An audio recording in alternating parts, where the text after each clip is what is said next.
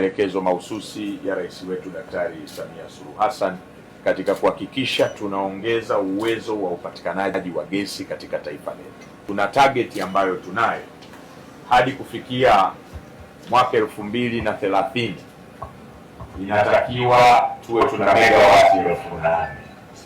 Ni mara mbili ya ile megawati ambayo inazalishwa hivi sasa katika taifa letu. Tunafikia megawati hizo kwa kuongeza uwezo wa uzalishaji, na uwezo huo wa uzalishaji unaongezwa kwa kupitia miradi kama hii.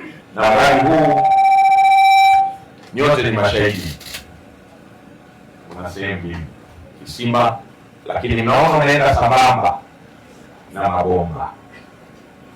Ingewezekana kusema tuanze na kisima alafu mabomba yafuate, lakini kwa kutambua umuhimu wa gesi hii katika taifa letu, Mheshimiwa Rais alielekeza wizara kuhakikisha kwamba wanapatikana watu ambao wataweka bomba simultaneously wakati na kisima kinaendelea. Rai yangu kwenu,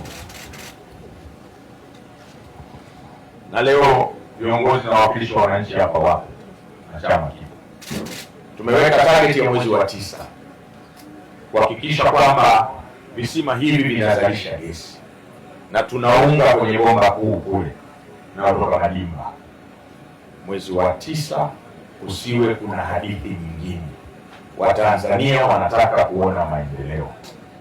Sije kafika mwezi wa 9 tukasikia sijui sijui nani mwingine sijui kafanyaje ikaenda ikarudi. Sasa ili hayo yasitokee, tunahitaji usimamizi wa hali ya juu, kuhakikisha kwamba TPDC mnakuwepo site muda wote. Isiwe leo kwa sababu waziri anakuja afu baadaye mnamwachia mkandarasi mwenyewe. Hii ni kwa manufaa ya Jamhuri ya Muungano wa Tanzania.